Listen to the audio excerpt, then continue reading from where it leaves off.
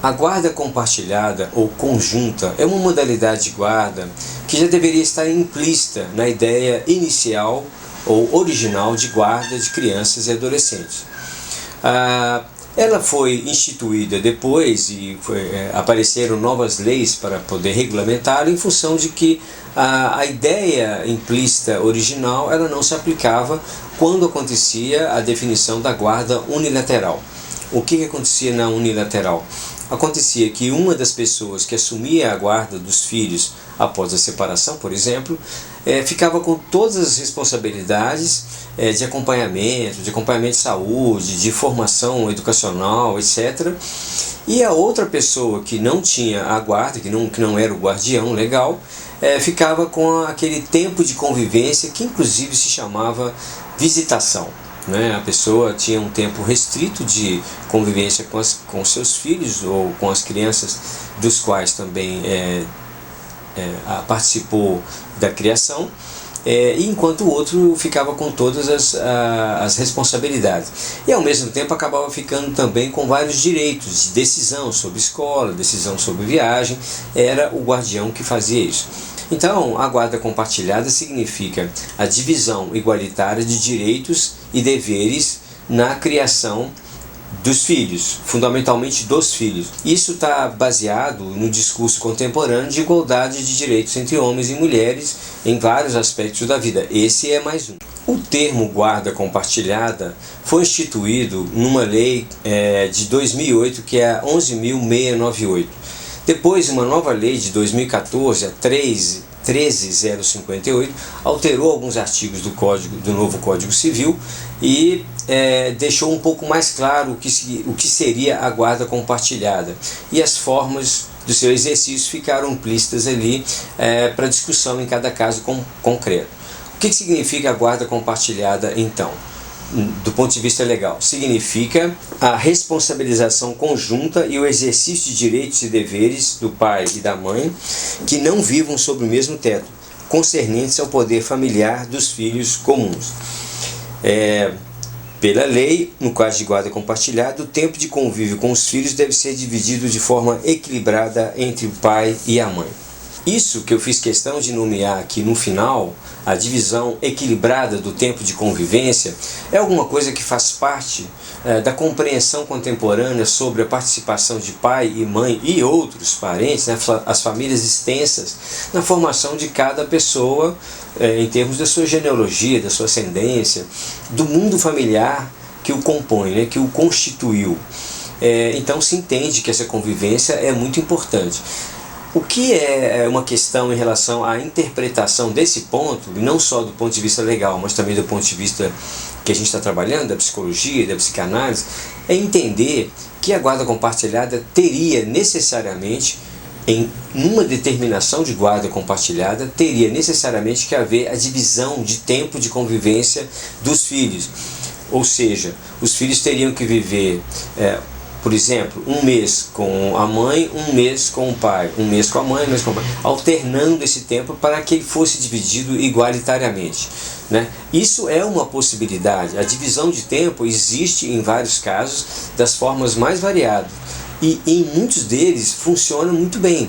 Depende de uma série de circunstâncias, não só subjetivas, mas também materiais, porque aí é uma questão de escola, de transporte, etc. Mas ela funciona. Agora, não é necessariamente isso que é o fundamental numa guarda compartilhada. A guarda compartilhada pode ser determinada de forma que a criança ou adolescente tenha uma residência fixa. Isso também pode ser uma guarda compartilhada. Ela tem uma residência fixa, tem um tempo de convivência com aquele com o qual não reside um pouco maior, normalmente é um pouco maior, não é só aquele final de semana quinzenal, muitas vezes é também um encontro durante a semana, mas tudo isso depende de cada caso, O caso concreto é que vê as possibilidades e as vantagens ou desvantagens de adotar certas prescrições. Mas normalmente então a criança pode ter uma residência fixa, mas ela convive com o outro de uma forma um pouco mais extensa, como eu estava dizendo, mas os direitos e os deveres são divididos.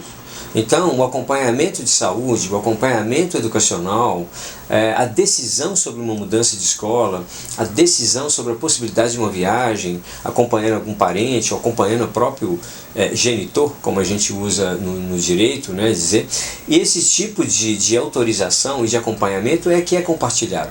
Isso seria uma guarda compartilhada na sua compreensão mais ampla e não necessariamente a alternância de residências ou alternância do tempo de convivência, que também é possível, não é inviável, só que depende das condições e das características de cada caso. Dois detalhes é interessante destacar. Um deles relativo a esse último ponto que eu tratei, quando há uma determinação de alternância de residência, né, dentro de uma ideia de guarda compartilhada.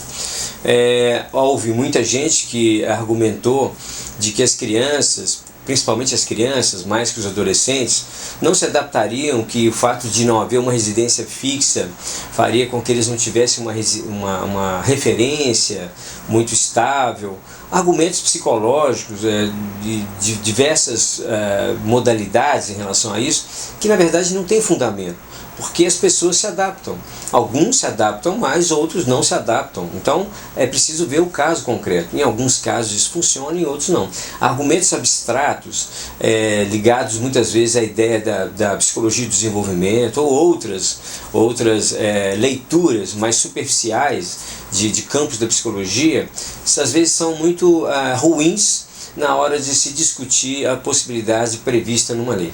Não há isso. Há muitos casos em que as crianças se adaptam e convivem muito bem com esse tipo de rotina estabelecida.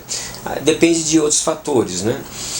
Bom, o segundo ponto diz respeito a um detalhe que está na lei, modificado, né, por essa lei de 2014, que diz que quando não houver consenso entre os genitores, o juiz vai determinar a guarda compartilhada.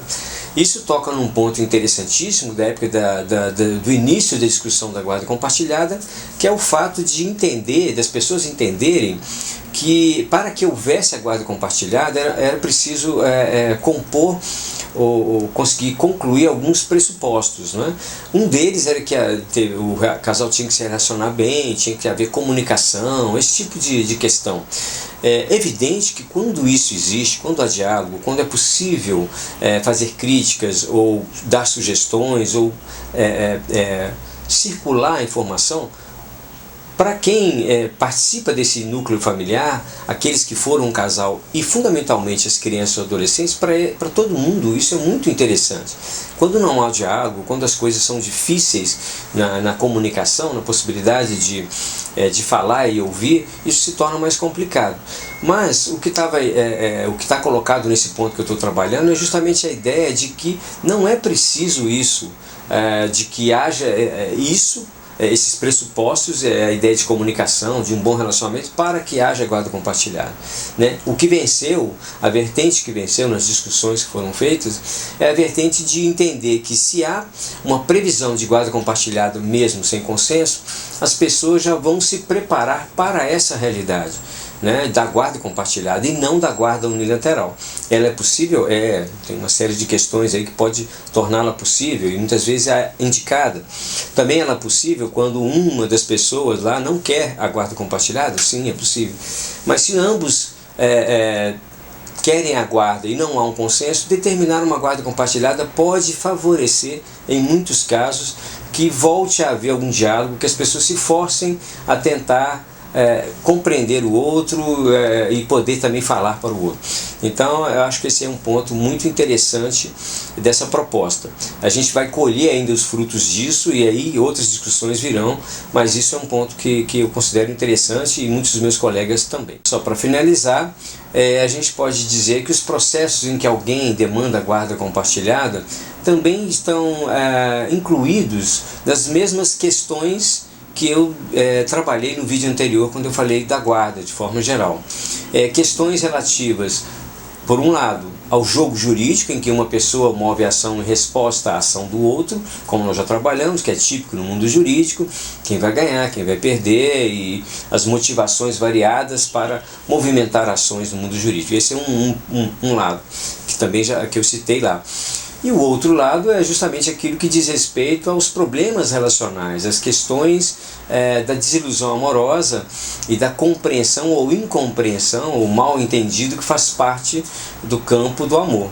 Então, as mesmas questões derivadas de mágoas, ressentimentos, rancores, os sintomas das pessoas também vão aparecer, tanto quanto eu falei da guarda, vão aparecer nos processos de guarda compartilhada. E o trabalho é o mesmo, é tentar escutar essas pessoas, verificar o que é possível de manejar em cada caso, entender, compreender, pontuar, de forma que aquilo que é uma demanda jurídica possa se tornar uma demanda e aí do próprio sujeito, e aí também aparecer a sua posição em relação àquilo que é o seu objeto de desejo, pelo menos de uma forma mesmo que muito superficial, mas que seja suficiente para que aquele arranjo conflituoso, que é normalmente o que nos chega, possa encontrar algumas saídas possíveis com menos sofrimento, né? mais proveitosas, fundamentalmente para as crianças e adolescentes, mas também para os adultos envolvidos. Como eu já disse no outro vídeo, isso é muito possível nos casos quando se toca no ponto chave ou nos pontos chaves do posicionamento de cada pessoa envolvida, e isso às vezes se transforma muito ou se transforma pouco, mas muitas vezes se transforma e permite algumas saídas mais interessantes. Eu queria fazer uma observação só final, que é uma ideia de que as pessoas às vezes confundem ou usam a expressão guarda alternada. É só uma observação. Essa expressão, apesar de usada, ela não tem uma previsão legal, né? A alternância de guarda, no rigor do termo, do ponto de vista jurídico, seria o fato de que, por exemplo, um filho estaria sob a guarda de um durante um tempo e depois sob a guarda de outro em outro tempo. Isso pode até existir, pode haver casos assim, eu não conheço na minha experiência, mas não me parece alguma coisa interessante. O interessante é que ambos que são responsáveis pelas crianças, né, os genitores, como são chamados, estejam de posse dessa guarda. Eles não perdem nunca o seu poder familiar, mas estejam de posse da guarda para intervir, para discutir, para definir as questões relativas aos seus próprios filhos. É isso aí.